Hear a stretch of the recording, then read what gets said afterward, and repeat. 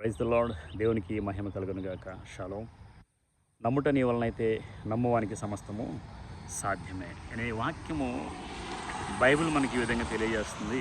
నమ్ముట నీ వలన అయితే అనగా నమ్మటం కనుక నీకు కుదిరితే దేవుడు నీకు సమస్తము సాధ్యపరుస్తాడని వాక్యం. అనగా చాలామందికి ఇది జరుగుతుంది నమ్ము అంటే అవునా జరుగుతుందా, చాలా కాలంలో ఎదురు చూశాను, కష్టమేమో, నా వల్ల కాదేమో అని అనుకుంటారు. కానీ బైబిల్ చెప్తుంది నమ్మటము నీ వల్ల అయితే కనుక నమ్మేవానికి సాధ్యము.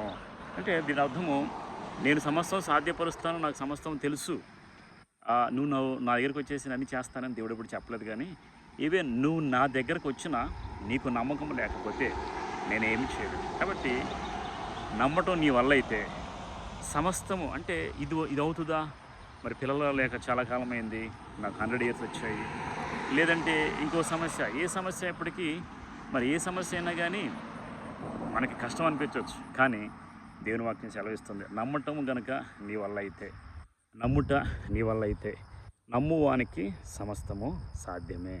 కాబట్టి యేసుక్రీస్తుని ముట్టాలని వచ్చిన ఒక స్త్రీ రక్తస్రావంతో బాధపడుతుంది. యేసుక్రీస్తుని ముట్టడానికి వచ్చి యేసుక్రీస్తుని ముట్టగా స్వస్థ పొందుకుంది. కుమారి నీ విశ్వాసమే నేను స్వస్థపరిచింది. అక్కడ ఎవరో ఏం చెప్పలేదు. ఆ స్త్రీ వచ్చి క్రీస్తు వస్త్రపు చెంగు మాత్రమే ముట్టింది, వెంటనే స్వస్థ కలిగింది. అప్పుడు యేసుక్రీస్తు నువ్వు నన్ను ముట్టావు కాబట్టి నీకు స్వస్థ వచ్చింది అనలేదు, కానీ నువ్వు నమ్మావు కాబట్టి నీకు స్వస్థత కలిగింది. కాబట్టి నమ్మండి. కష్టమైన నష్టమైన ఈరోజు జరిగినా జరగకపోయినా చాలామంది అనుకుంటారు ప్రార్థన చేసిన వెంటనే అన్నీ జరిగిపోవాలి, ప్రార్థన చేసిన వెంటనే వచ్చేయాలి, లేదంటే మనకి ఇంకా జరగదు అనుకుంటారు.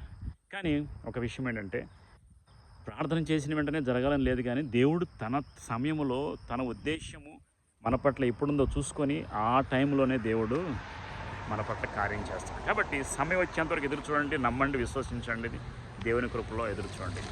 దేవుడు ఖచ్చితంగా మీ ప్రార్థనలకు జవాబిస్తాడు, ఖచ్చితంగా మిమ్మల్ని దర్శిస్తాడు. నమ్మండి, సమస్తం సాధ్యపరుస్తాడు.